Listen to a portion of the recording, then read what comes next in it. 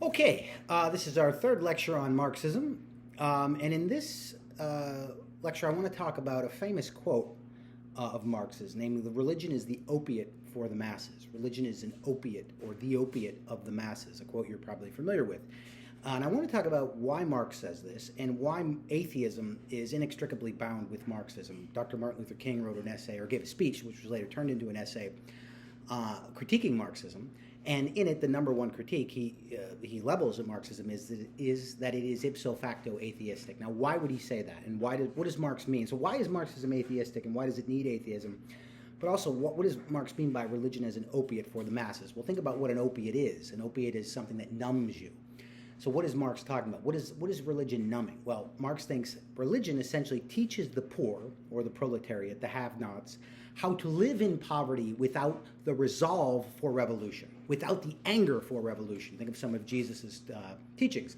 If someone strikes you on the right cheek, offer the other also. Do not resist the evil person. If someone takes away your goods, don't ask for them back. If someone wants to go 2 miles, 1 mile, go 2, etc., etc. Love your enemies and do good to those who hate you. Don't be angry against your brother. Man's anger doesn't work the righteousness of God, etc., etc. Essentially, Marx thinks religion teaches nonviolence and not even to be angry. Interestingly enough, Martin Luther King says it's not enough that we nonviolently resist. This is in the 60s. But he also argues it's best not even to be angry with our brother. This is Martin Luther King. So you could see that this idea of nonviolence and anger is diametrically opposed or antithetical to Marxism. Marx thinks that one ought to be angry. One ought to be angry, and anything that would numb that would numb the possibility of revolution. So what is anger? Anger is a catalyst toward injustice and a catalyst toward revolution. Now you can see, of course, the spirit of Marxism coming back here in terms of, like, you think of critiques that are often leveled against when something horrible happens, for example, a mass shooting, and people say thoughts and prayers, and the critique against that is thoughts and prayers don't do anything. People need to be angry. So this is precisely the question you should think about here.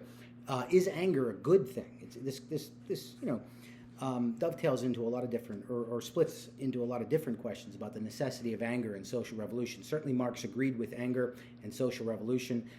The violent overthrow by the proletariat of the bourgeoisie is what Marx's sort of end goal is here. And religion is that which thwarts that, Marx thinks. Religion teaches people how to enjoy their poverty, how to be comfortable in their poverty. Jesus says, for example, "Blessed are the poor. Woe to the rich." It's easier for a camel to go through the eye of a needle than for a rich person to enter heaven. So you see here that Marx thinks religion is precisely that which thwarts anger and thus revolution. So religion is an opiate for the masses. We'll see in the next video, Marx thinks that this bleeds over into the way religion is interpreted economically.